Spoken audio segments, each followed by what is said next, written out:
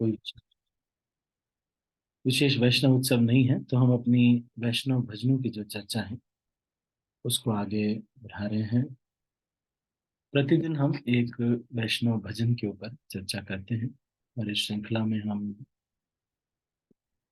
Alphabet ए से चर्चा कर रहे हैं।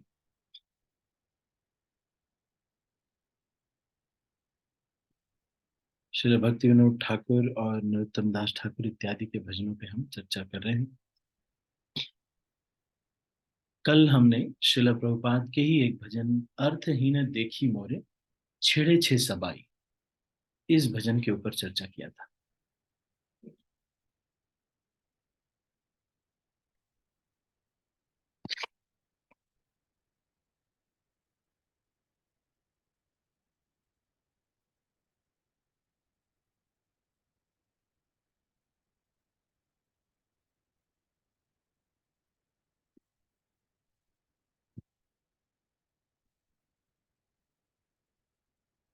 श्रील भक्ति विनोद ठाकुर के ही अगले एक भजन के ऊपर हम चर्चा कर रहे हैं, जो शरणागति पुस्तक से लिया गया है। इस भजन का शीर्षक है अर्थेर संचय। भजन लालसा गीतों का ये एक गीत है।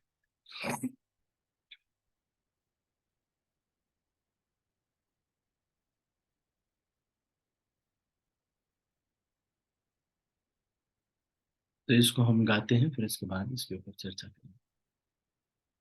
हरि है। अच्छा, तो वो एक प्रश्न भी आया था, उसको मैं, अच्छा इससे पहले मैं इसको चर्चा करना बड़ा आवश्यक है। ये प्रश्न आया है, शिवांश प्रभु थोड़ा बिजी रहते हैं, तो उन्होंने ये प्रश्न किया था और ये कहा था कि प्रभु जी मुझे चाहिए। तो इस चर्चा को हम थोड़ा रोकते हैं अभी, इस भजन को नहीं करेंगे, सबसे पहले इस प्रश्न के ऊपर हम चर्चा करेंगे। ये क्वेश्चन है, हरे कृष्णा प्रभु जी, दंडवत प्रणाम। I had a question that was bothering मी।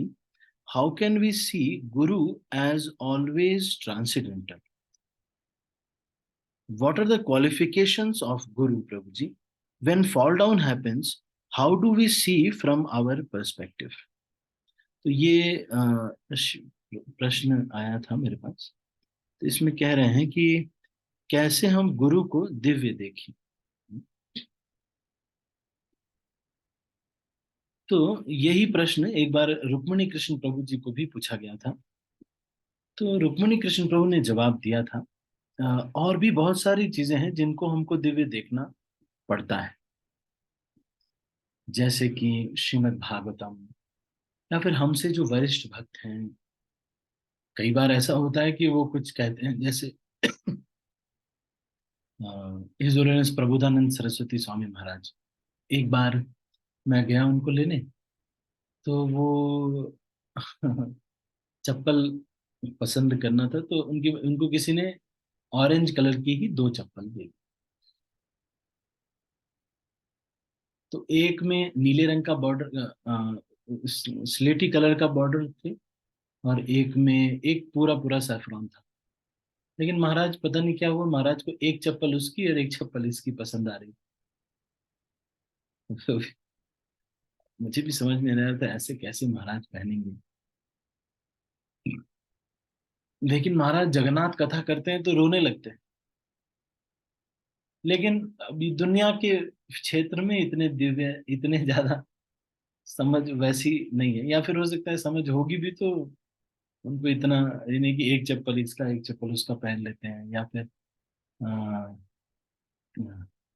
गाड़ी में चल रहे थे तो बोलते हैं कि मैंने पानी मंगाया, तो बोलते हैं कि पानी तो किसी को चाहिए ही नहीं, पानी की जरूरत नहीं है।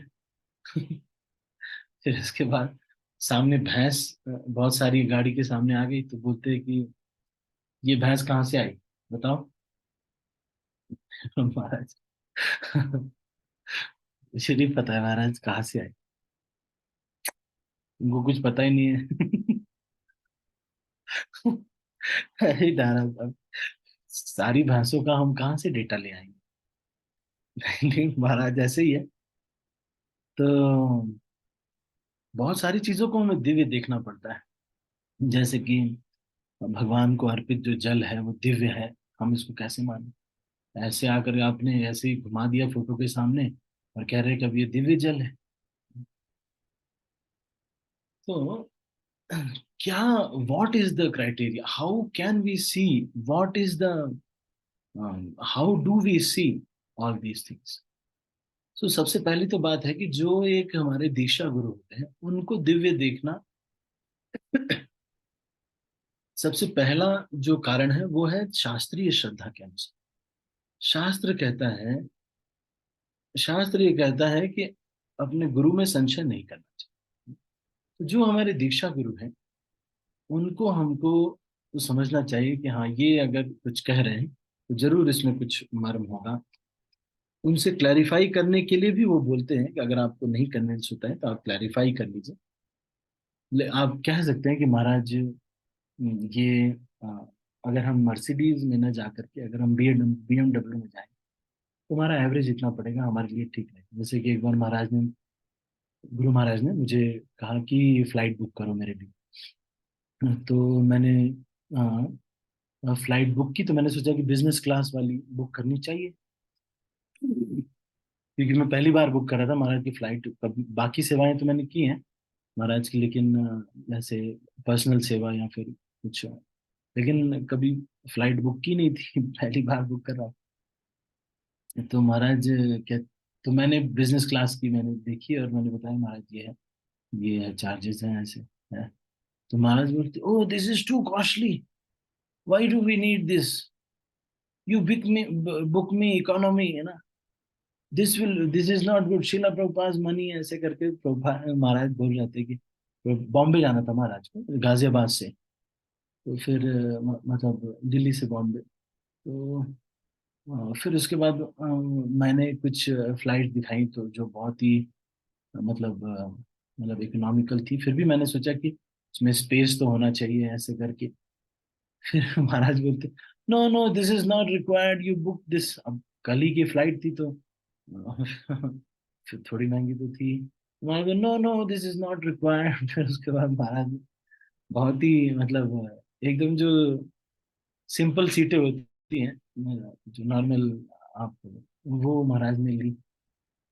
तो मैं ये सोच रहा था कि इस तरह से जो है महाराज लोगों का जो अंडरस्टैंडिंग है, या जो वो कई बार ऐसे क्लैरिफिकेशन हम कर भी लेते हैं तो उसमें विनम्रता से हम व्यक्त कर सकते हैं कि महाराज, जैसे एक बार रामभद्र प्रभु जी को गुरु महाराज ने कहा कि Rambhadra, why don't you go to Amritsar. अब हुआ ये कि अमृतसर में अभी प्रचार शुरू करना था अमृतसर का। तो और पंजाबी हैं रामभद्र प्रभु थोड़ा, और वैसे ही बोलते हैं थोड़ा पंजाबी भाषा में। तो रामभद्र प्रभु ने को क्या हुआ कि रामभद्र प्रभु ने बहुत सारे एंगेजमेंट अपने बिहार में कर लिए थे, बहुत सारे। तो रामभद्र प्रभु ने कहा कि महाराज, मतलब क्लैरिफाई करने पे, तो महाराज ये जो मैंने एक्चुअली यहाँ पर काफी कॉलेजेस एक्सपैंड हो गए हैं, ये अगर एरिया मुझे मिल जाता है तो मेरे लिए थोड़ा सा ज्यादा ठीक रहेगा। बाकी आप देखिए इस तरह का यहाँ पर स्ट्रक्चर है, ये भी है, ये भी है, ये भी है, और इस तरह से है। तो फिर भी अगर महाराज कहते कि नहीं नहीं तुम अमृतसर ही जाओ, तो चले जाते। तो फिर लेकिन महाराज ने कहा, ओह दिस इज सो नाइस, आप इतने कॉलेजेस वहाँ पे IIT NIT पटना और ऐसे ऐसे कॉलेजों में प्रचार कर रहे हैं पहले से, ठीक है फिर आप बिहार ले लीजिए। तो फिर रामनगर को बिहार एरिया दिया गया। तो एक बार हिज होलीनेस राधानाथ स्वामी महाराज ने GEV, जो गोवर्धन इको विलेज है, वहां पर कहा कि देखो ऐसा है कि यहाँ पर गोवर्धन इको विलेज के जो यहाँ पर गधे भी होने चाहिए। तो फिर गौरांग प्रभु को ये इंस्ट्रक्शन दिया गया कि भाई आप जो है गधे अरेंज कीजिए, यहाँ पे 2 गधे भी होने चाहिए। महाराज, तो गौरांग प्रभु ने सोचा करे इतना अच्छा हमारा गोवर्धन इको विलेज है, इसमें अब महाराज गधे क्यों लाना चाह रहे हैं?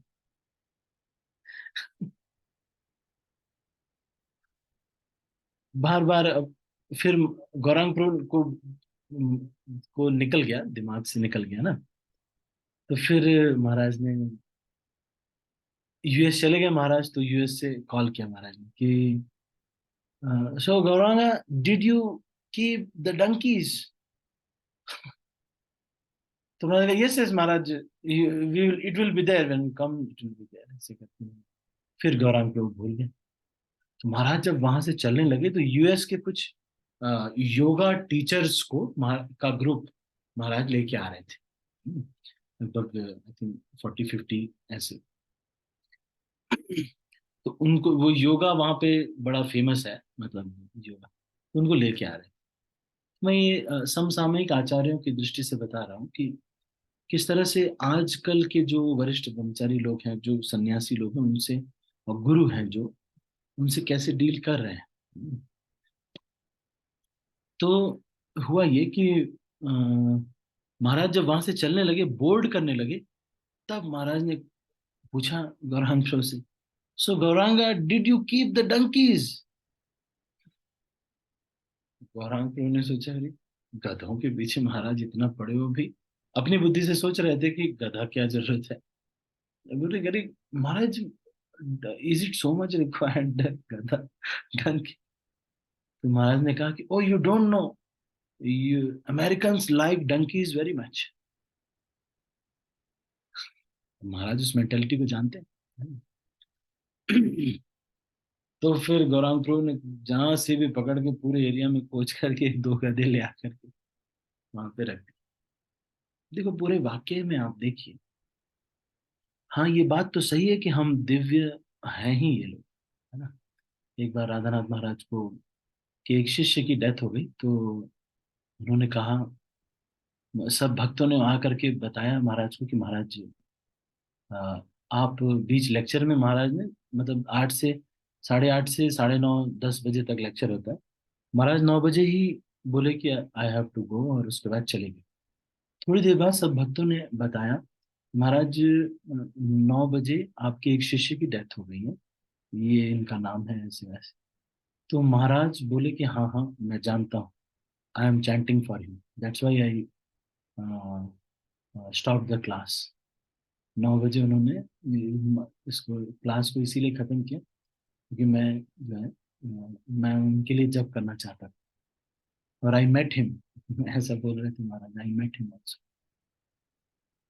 तो ये दिव्य भी है। पर क्योंकि हमें कभी कभी कन्विक्शन नहीं आता है, तो उसको क्लैरिफाई हम कर लेते तो हमें भी कन्विक्शन आता है। एक बार राधानाथ महाराज ने जीवी में, आप अगर ले जाएंगे गोवर्धन इकोविलेज में, तो 150-200 रुपए की प्लेट होती है। हमें एक बार इनवाइट किया गया था तो हम गए थे। तो जनरली जब हमने पूछा, वैसे मैं तो रविंद्र चैतन्य प्रभु के ग्रुप के साथ गया था, तो फिर हमने देखा कि वहाँ पर ये मतलब इकोनॉमिक्स ये ऐसे थे, लेकिन महाराज चाहते थे कि ये 40 रुपीज की प्लेट होनी चाहिए। फॉरेनर्स भी आ रहे हैं तब भी 40 रुपीज की ही होनी चाहिए। तो महाराज ने सब लीडर्स से कह दिया कि आई वॉन्ट इट 40। सब लोगों ने कहा कि ओके महाराज, यस महाराज, ओके महाराज। एकदम रोते रोते कहा, तो महाराज को पता चल गया they are not convinced at heart. तो महाराज ने फिर से मीटिंग करा करके बोला कि आप लोगों को खुद को विश्वास भी होना चाहिए, केवल इसलिए मत करो कि मैंने कहा है तो करना ही पड़ेगा, पर कैसे आप इसको मैनेज करोगे कि ये 40 रुपए प्लेट होनी भी चाहिए और अच्छे आइटम्स भी होने चाहिए। तो इस पूरे वाक्य में आप देखिए कि ये दिव्यता, रुक्मिणी कृष्ण को क्या कह रहे हैं कि उनके जो फिजिकल आचरण है, मतलब जैसे कि वो खाना खाना या फिर चलना फिरना इत्यादि, उस पर बहुत ध्यान नहीं देना चाहिए। फिजिकली वो क्या कर रहे हैं उस पर बहुत ध्यान नहीं देना चाहिए। जो गुरु हैं उनका गमछा पहनने का तरीका या फिर स्नान करने का तरीका, तो अलग अलग सबका होता है। तो उस पर ज्यादा मत ध्यान दीजिए, बस इस पे ध्यान दीजिए कि शास्त्र ये कहता है कि यस्य प्रसादात भगवत प्रसादो, यस्य अप्रसादात न गति। फिजिकली जो भी वो करते हैं उसको बहुत ज्यादा आप ध्यान मत दीजिए। और अ, एक बार शिला प्रभुपाद को किसी ने पूछा कि सो शिला Prabhupada, does the spiritual master know everything? किसी ने, क्या मेरे ख्याल से कमाल कृष्ण महाराज ने ही पूछा था, does the Srila Prabhu spiritual master know everything about the disciple और एवरीथिंग? प्रभुपाद ने कहा कि the spiritual master knows that much which is required by the disciple. जितना आपको चाहिए उतना उनको पता है।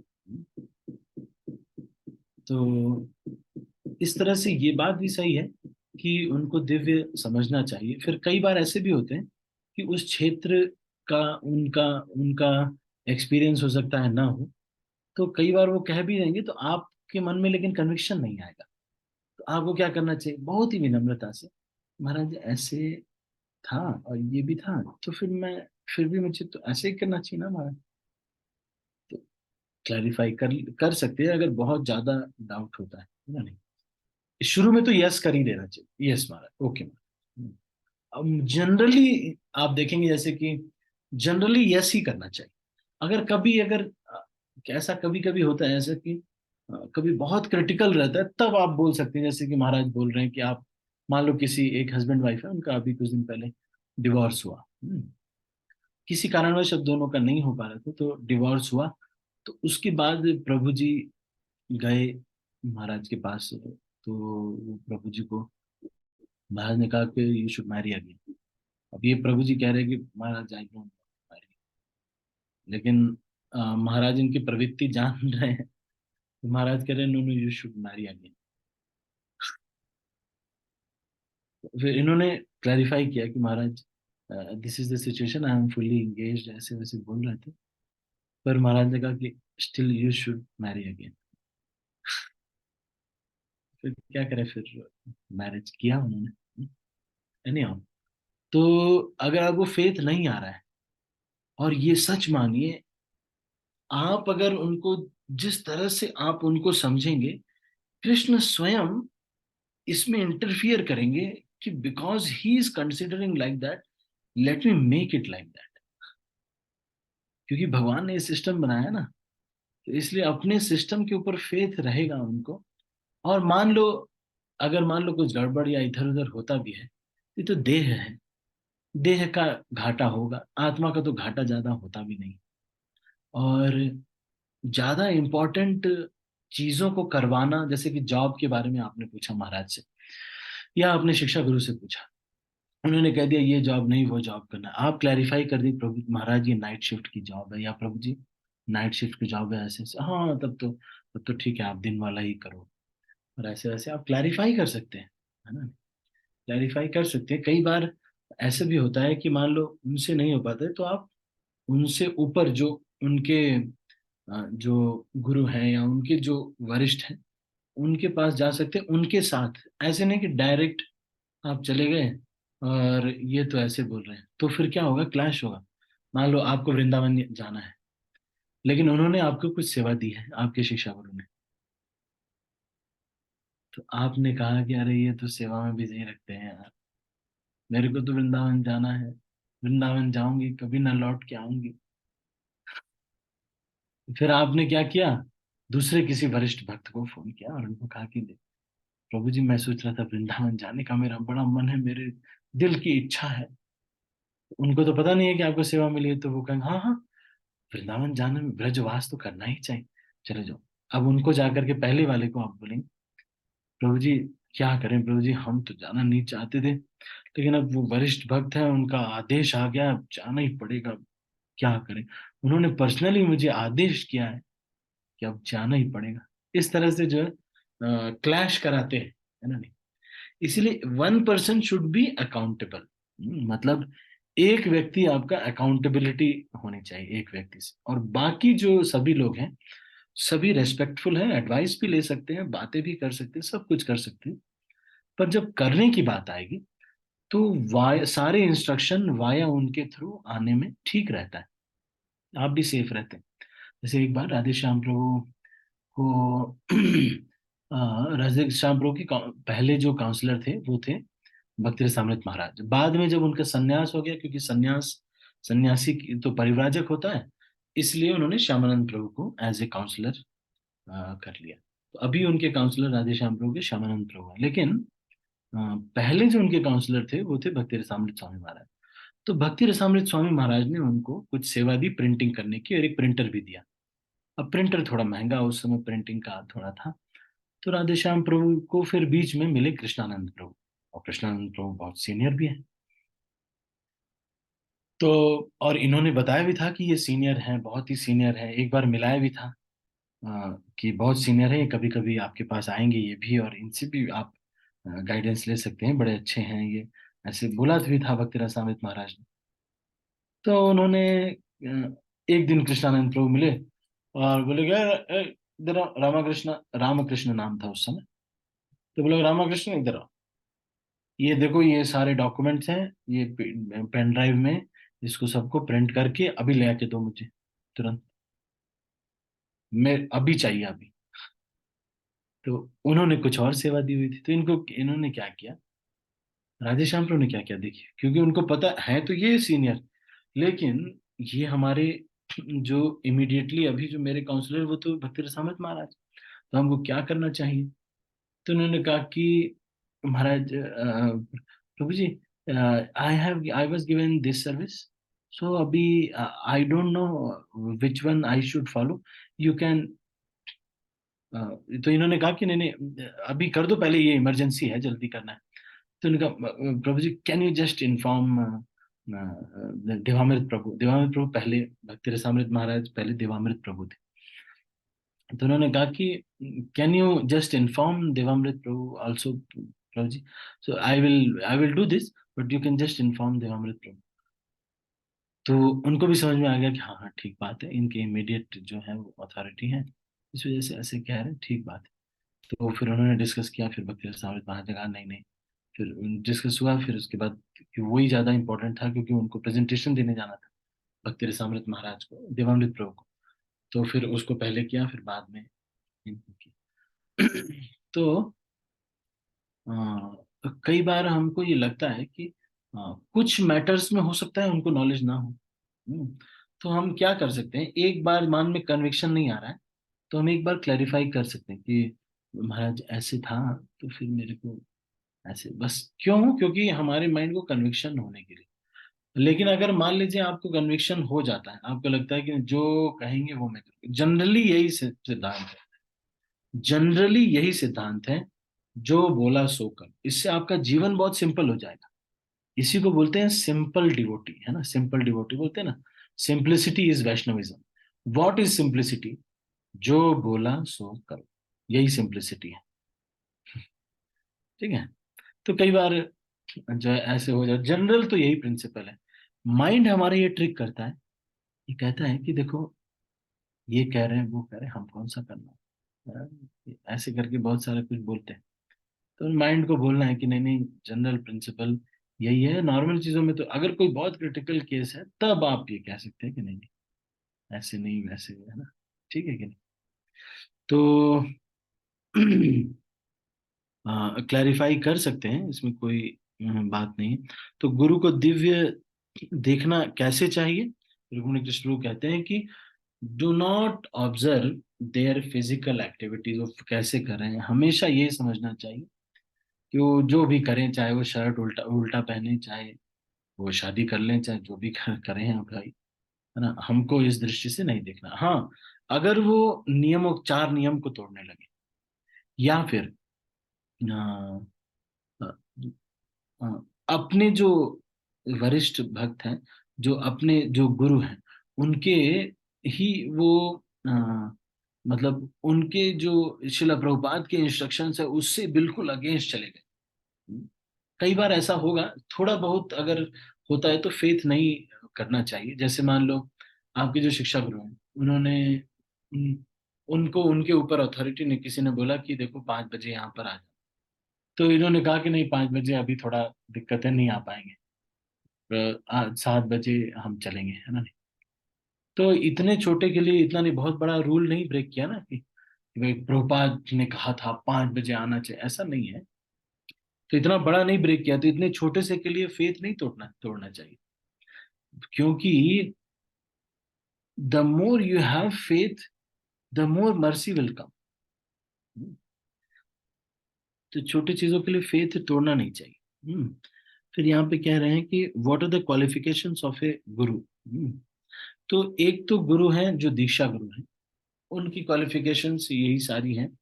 वाचो वेगम, मनसा वेगम, क्रोध वेगम, जिह्वा वेगम, तर्क वेगम, हस्त वेगम इत्यादि, और साथ साथ वो गुरु परंपरा से होने चाहिए। बाकी जो आप जो काउंसलर्स होते हैं या फिर जो शिक्षा गुरु होते हैं, जो आपको शिक्षा दे रहे हैं, या फिर कोई ऐसे होंगे जो कि कई बार लोग कहते हैं कि जो गुरु परंपरा में जो लोग हैं वो लोग शिक्षा गुरु हैं, तो ये लोग केवल काउंसलर हैं। चलो मान लो काउंसलर हैं, स्टिल जब हम किसी अथॉरिटी पे फेथ करके उनको फॉलो करते हैं, तो उनको रेसिप्रोकेट करने में भी कंफर्टेबल लगता है। आप समझ रहे हैं? और निराश्रय भजन, भक्ति हमेशा लता है, निराश्रय भजन नहीं सिखाया जाता इस्कॉन में, है ना? तो इसका मतलब ये नहीं है कि देखो गुरु तो तुम्हारे ये हो गए हिज होलिनेस गोपाल कृष्ण महाराज, और शिक्षा गुरु तुम्हारे मान लो हो गए राधानाथ स्वामी महाराज और ये सब गौर किशोर दास बाबा जी इत्यादि। तो ये क्या है? ये कुछ भी नहीं है, ऐसे ही है बस। ये करने से हमको घाटा होगा। क्या होगा? क्योंकि रोज तो कहीं से इंस्ट्रक्शन आएगा नहीं, मन हमारा चीट करेगा, और फिर हमको, हाँ ये बात सही है कि अगर कुछ चीजें आपको गड़बड़ लगती हैं, ये जो लोग हैं जो जिनको आप मॉनिटर्स या फिर काउंसलर्स कह रहे हैं, they are into the system collectively in the system. अगर आपको लगता है कि कोई ऐसा भी चीजें हो रही हैं जो जो कि एक जनरल ट्रेंड नहीं, जैसे कि आपको बोला गया कि भाई देखो कोई शिक्षा गुरु है मान लो, और उन्होंने कहा कि "हम्म, आप लोग कर लो प्रभु जी, कर लो ना, आप लोग कर लो, मैं तो उन्होंने कहा कि देखो ऐसा है, जो है हम लोग अब, मैं विधायक का इलेक्शन लड़ने वाला हूँ, है ना? तो तुम लोग सब लोग मेरे लिए कन्वेंसिंग करो। तो ये थोड़ा अगेंस्ट हो गया ना, काफी अगेंस्ट हो गया, प्रभुपाद के सिद्धांतों और इन सब के काफी अगेंस्ट जा रहा है। तो इसके लिए आप क्लैरिफाई कर सकते हैं, जो दीक्षा गुरु है उनसे भी, जो वरिष्ठ है उनसे भी क्लैरिफाई कर सकते हैं, और क्लैरिफाई करके आपको लगता है तो इसमें फिर आप एक्सप्रेस कर सकते हैं, उनसे भी एक्सप्रेस पहले करना चाहिए, फिर तोड़ने में बहुत लेट करना चाहिए वैसे। कि प्रभु जी जब आप ऐसे कहते हैं तो मुझे लगता है कि ये मेटेरियलिस्टिक काम में मुझे एंगेज क्यों कर रहे हैं, भगवत सेवा में इसमें। अब वो कहेंगे कि नहीं नहीं, ये तो बड़े उसकी सेवा है, ये तो बड़े दिव्य उसकी सेवा है। बल्कि आप ना ही कहें तो अच्छा है, उनसे ज्यादा सुधारने का। आप उनके जो वरिष्ठ हैं या कोई बहुत ही है, कोई अगर इस तरह का क्वेश्चन आ जाता है तब, तो फिर उनको कह सकते हैं कि जो वहां पे जो अधिकारी हैं या फिर जो दीक्षा गुरु है, उनको बोल सकते हैं कि इस तरह से हमें बोला जाता है करने के लिए, जो है बीजेपी की कन्विंसिंग करने के लिए बोला जा रहा है। एक बार जैसे कि साउथ में एक मंदिर था, तो उसके जो लीडर थे उन्होंने कहा कि आप लोग यूथ फोरम मत बोलो, इसको बोलो अ, हंस वाहिनी युवा युवा मोर्चा संगठन, और हम इससे जो है हिंदू धर्म का प्रचार प्रचार प्रसार करेंगे। और जबकि ये सब हमको करना नहीं है, तो उसको एक्सप्रेस करना चाहिए। उनसे ना एक्सप्रेस करेंगे, क्योंकि उनसे एक्सप्रेस करेंगे तो उनको अगेंस्ट जाएगा। तो उनसे ऊपर जो है ऑथर जीबीसी स्ट्रक्चर में जो ऊपर है, उनको एक्सप्रेस करना चाहिए कि इस तरह से कर रहे हैं, तो हमको क्या मतलब, हमारा क्या डिस्कशन करना चाहिए, और उनसे हमको क्या करना चाहिए, ये सब एक्सप्रेस करना चाहिए। पर जनरल ट्रेंड यही होना चाहिए कि यस, मान लो कोई सिचुएशन है, आपने बोल दिया हाँ यस, कहा उन्होंने, आपने बोल दिया जानते हैं आप कि थोड़ा अगेंस्ट है, पर उस समय तो बोलते ओके। फिर उसके बाद आपको अगर लगता है कि ये थोड़ा मैटर ज्यादा सीरियस, लेकिन निराश्रय भजन कभी नहीं करना चाहिए। आप देखो निराश्रय भजन करने में ना हमको ही प्रॉब्लम होगी, कोई आपके सर पे रहेगा नहीं, कभी ये कर रहे हैं कभी वो कर रहे हैं, और उनको भी क्योंकि आप बहुत शिकायत विकायत कर चुके हैं, फेथ होगा नहीं उनका आपके ऊपर। तो जब उनका फेथ होगा नहीं आपके ऊपर, तो वो भी आपको पूरा केयर नहीं करेंगे, वो सोचेंगे कि जब तक है काम निकालो, इसको भक्ति में आगे बढ़ाने की जरूरत नहीं है, ये तो सब जगह जाता रहता है, इसका क्या है कि नहीं? कभी यहाँ गए, कभी वहां गए, कभी वो बाबा जी, कभी वो बाबा जी, कभी उनसे गाइडेंस लेता है, कभी उनसे गाइडेंस लेता है। इनका मेन केयर तो मैं तो करता नहीं, है ना। तो वो स्थिति में हमको नहीं पहुंचना चाहिए, अकबर के नवरत्न के जैसे नहीं रखना है काउंसलर। वो स्थिति में हमको नहीं पहुंचना चाहिए। हमको हमेशा शेल्टर में रहना चाहिए। Each one teach one while being taught by one. We should always be. आपको दीक्षा गुरु हमेशा नहीं मिलेंगे। ये तो अच्छा है कि there is a counsellor whom you can ask. अगर आपको किसी से प्रॉब्लम होती है तो आप एक्सप्रेस कर सकते हैं कि मैं प्रभु जी ऐसे ऐसे होता है। फिर भी जो वरिष्ठ हैं उनको हमेशा उन काउंसलर के थ्रू ही कुछ अगर स्पेशल इंस्ट्रक्शन देनी है या कुछ करना है, ऐसा नहीं कि बात नहीं करनी है, लेकिन कुछ अगर इंस्ट्रक्शन देनी है, मान लो आपके घर की कोई दिक्कत है उसको करना है, तो वो पहले से कर रहे हैं। तो उनसे जो वरिष्ठ हैं उनको क्या करना चाहिए कि अगर एक व्यक्ति कर रहे हैं तो उन्हीं को कहना चाहिए कि आप ऐसे करना चाहिए, ऐसे करना चाहिए, स्किप नहीं करना चाहिए। तो मैंने आपको इस्कॉन के स्ट्रक्चर के अनुसार थोड़ा बताया कि कैसे जो है इसको दिव्य उनकी फिजिकल एक्टिविटीज को न देखते हुए उनको दिव्य देखना चाहिए। और क्वालिफिकेशंस ऑफ ए गुरु क्या है, जो कि दीक्षा गुरु हैं, तो उनका तो उसी तरह से क्वालिफिकेशन है परंपरा में इत्यादि में। और जो शिक्षा गुरु बन रहे हैं, है ना नहीं, वो सभी कुछ तो जो कि आचार्य लोग हैं वो लोग शिक्षा गुरु। अब मान लीजिए जो काउंसलर है वो कौन है, मान लो उनको आप राधे श्याम प्रभु ऐसे बोलते हैं कि यू आर लाइक ए शिक्षा गुरु ओनली, ऐसा वर्ड यूज कर रहे हैं अगर, तो ठीक है, कोई प्रॉब्लम नहीं है। मान लो आप शिक्षा गुरु नहीं मानते उनको, क्योंकि वो शिक्षा गुरु is a very big word, still as a counsellor also follow करना is very important. As a structure रखने में हमको इजी होगा। सोचो आप कि 5 लोगों को कोई एक व्यक्ति देख रहा है, उनसे वरिष्ठ जिसने सीखा है वो देख रहा है, तो इससे हमको बहुत फायदा होगा क्या, कि हमको क्लियर होगा कि किन 5 लोगों को मुझे जन्माष्टमी में सेवा देनी है। नहीं तो मान लो कोई किसी का काउंसलर नहीं है, कोई किसी का मेंटर नहीं है, कुछ नहीं, तो फिर सब टेम्पल प्रेसिडेंट ही बस एक व्यक्ति है, तो वो कहेगा कि ऐसा करता हूं मैं आज मैं विजय प्रभु को कॉल कर देता हूं, क्या बोलते हो? फिर उसके बाद कभी उसको लगा कि अब नहीं कॉल करूंगा मैं।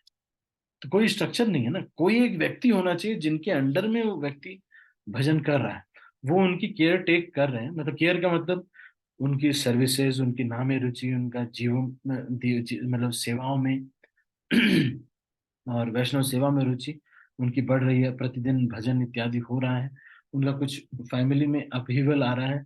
तो अगर मैटर सीरियस हो जाता है तो ये एस्केलेट कर सकते हैं ऊपर, और भी ऊपर गुरु महाराज तक, जीबीसी तक, इस्कॉन ब्यूरो तक जा सकते हैं।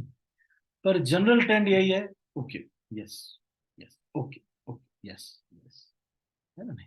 तो निराश्रय भजन भी बड़ा गलत है। कई लोग ये कहते हैं कि देखो सब ये लोग जो है, जो काउंसलर्स हैं या जो है ये सब कुछ ऐसे ही है।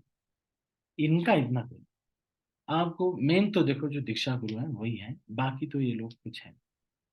तो मान लो, तो निराश्रय भजन हो जाएगा, किसी से पूछने वाला नहीं है, कोई हम पूछेंगे नहीं, कभी कुछ गाइडेंस लेंगे नहीं, तो बिल्कुल निराश्रय भजन हम भी संस्था नहीं चला पाएंगे हम। कौन फिर करेगा? मान लो जितने मंदिर है, मान लो 1500 लोग हैं, तो 1500 मंदिर है, तो 1500 बस लोग हुए बस,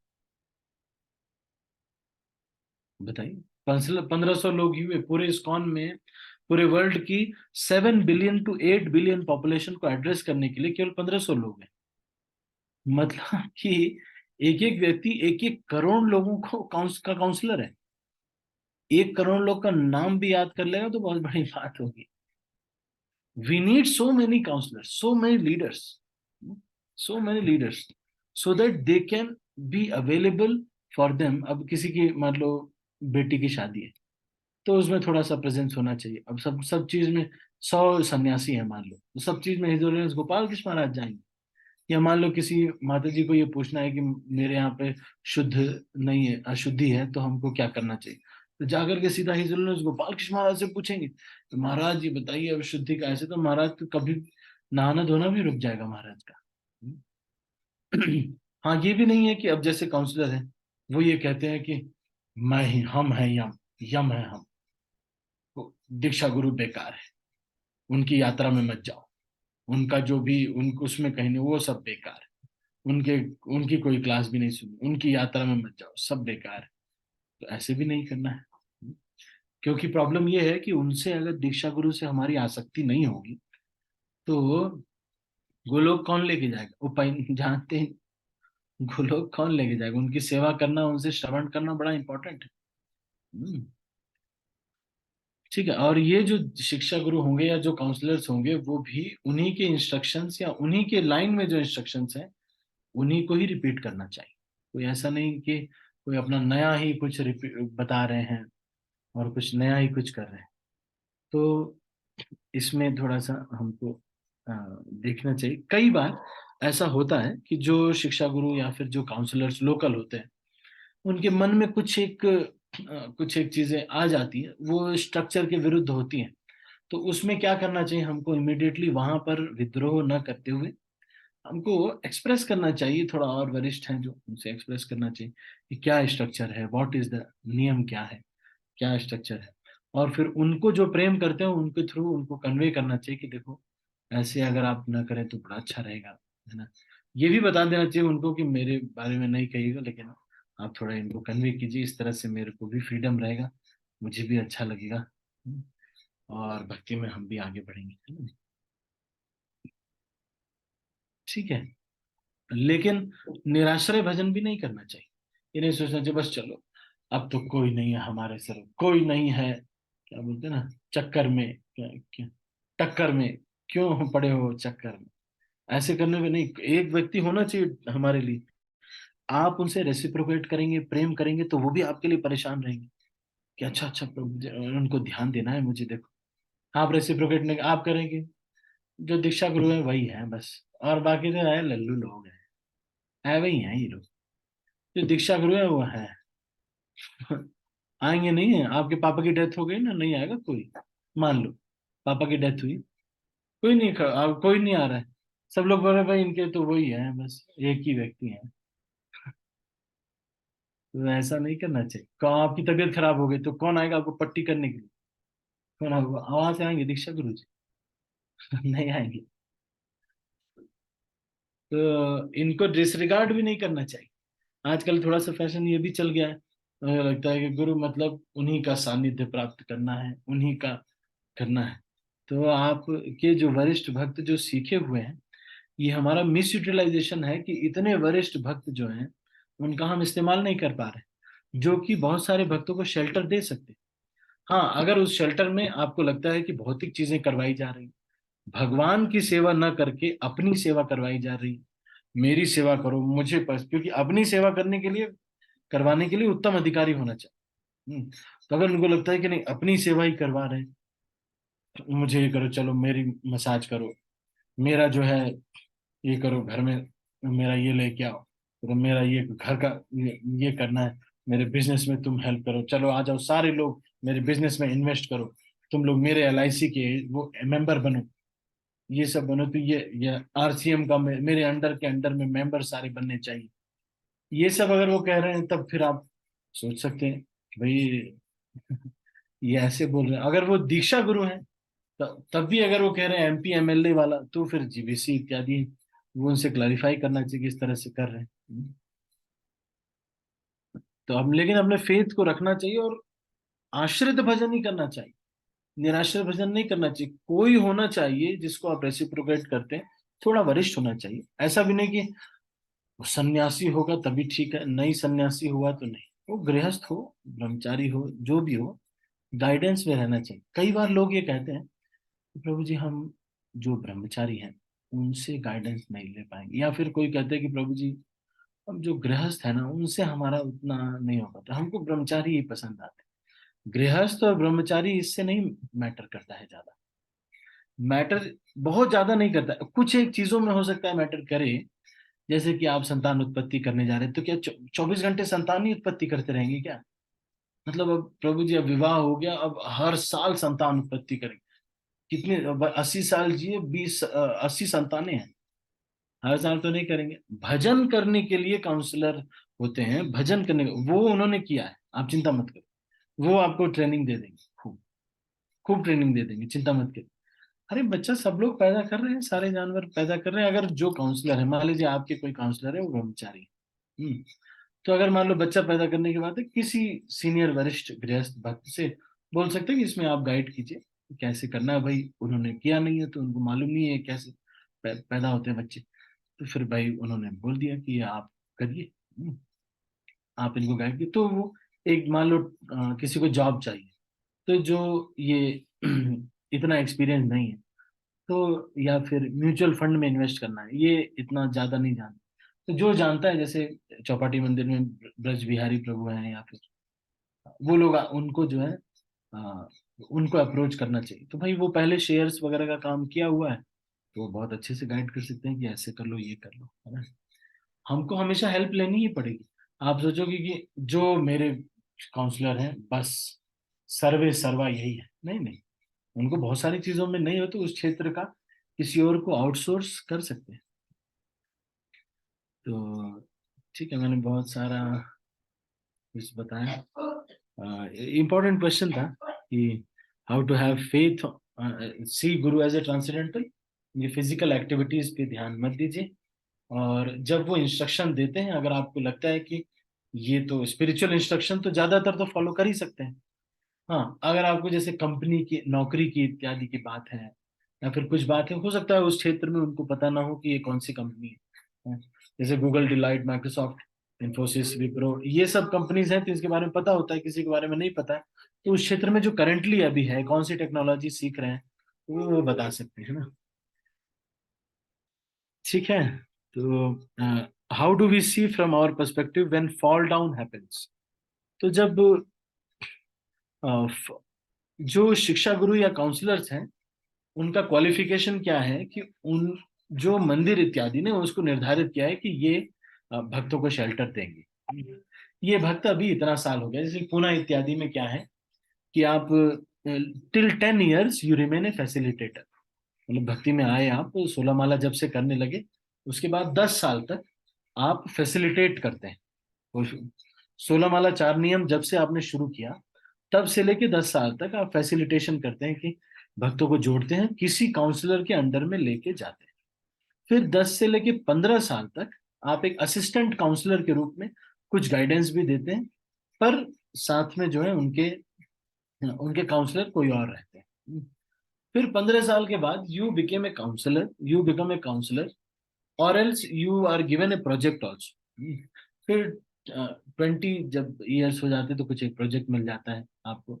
इस तरह से जो है करना होता है, जनरल ये ट्रेंड है। लेकिन अगर कोई व्यक्ति पहले भी करना चाहता है तो पहले भी कई बार लोग करते हैं। तो क्वालिफिकेशंस क्या है, यही है, मंदिर ने अगर निर्धारित किया है कि ये भी एज ए गाइड हो सकते हैं, कुछ लोगों को मेंटर कर सकते हैं, तो आप उनको ले सकते हैं। यहाँ पे कह रहे हैं कि when fall down happens how do we see from our perspective.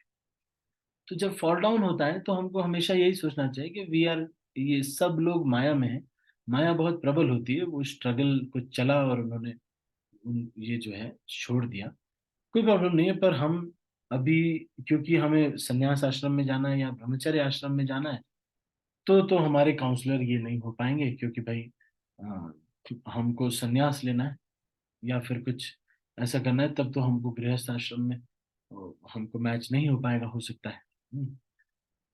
तो फिर क्योंकि उनसे संन्यास लेना है मान लो। फिर भी मैंने तो ये देखा है कि आप देखो जैसे हमारे रेवती रमन प्रभु हैं, बहुत सारे ब्रह्मचारी हैं जिनके काउंसलर हैं। तो मुख्य जो भजन है वो है, बस कुछ एक चीजों में थोड़ा सा उनको अनुभव नहीं होता है, तो उसके लिए कोई ब्रह्मचारी को रख दिया जाता है, वो सीनियर होंगे, वो आपको गाइड कर लेंगे, है ना? तो इस्कॉन में तो आप देखिए कि गोपाल कृष्ण महाराज जैसे हैं वो तो गृहस्थ थे, राधानाथ स्वामी महाराज ब्रह्मचारी थे, लेकिन अ, शिष्य दोनों के ब्रह्मचारी भी हैं गृहस्थ भी हैं, है ना नहीं। तो वो क्या करते हैं, जो ब्रह्मचारी राधानाथ महाराज थे, उन्होंने कुछ वरिष्ठ गृहस्थों को रखा था कि आप इन गृहस्थों को गाइड कीजिए। और जो गोपाल कृष्ण महाराज हैं, इन्होंने भी बहुत सारे डिवोटीज हैं जो कि नीचे नीचे और भी भक्तों को गाइड कर रहे हैं।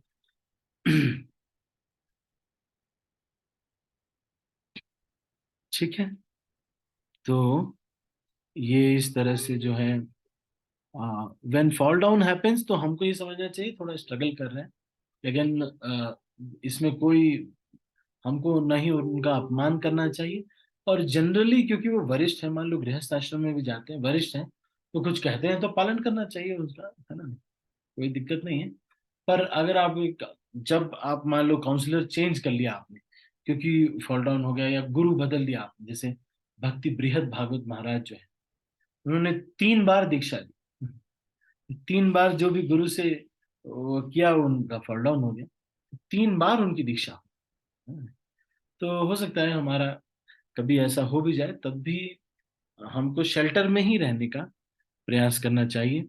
और जब कभी ऐसा हो जाए तो हमारे भले चेंज हो जाए, लेकिन अकाउंटेबिलिटी आपकी एक व्यक्ति से ही होनी चाहिए, आपको करने में इजी रहेगा। मान लो कोई वरिष्ठ भक्त आए, राधे श्याम प्रभु आए या कृष्णानंद प्रभु आए या कोई आए, उन्होंने कहा कि, या फिर सुंदर गोपाल प्रभु आ गए, उन्होंने कहा ऐसे करो, उन्होंने कहा ऐसे करो, उन्होंने कैसे, तो ऐसे सारी चीजों को एक व्यक्ति है, मान लो मैं हूँ, मान लो सनातन गौतम, तो आप एक व्यक्ति से चैनलाइज कर लीजिए कि ये वाया, तो जी हाँ, जैसा आप एक बार इनको बोल दीजिएगा, वो मेरे इमीडिएटली काउंसलर है, तो वो कर देंगे, मैं कर दूंगा, है ना, कोई प्रॉब्लम नहीं।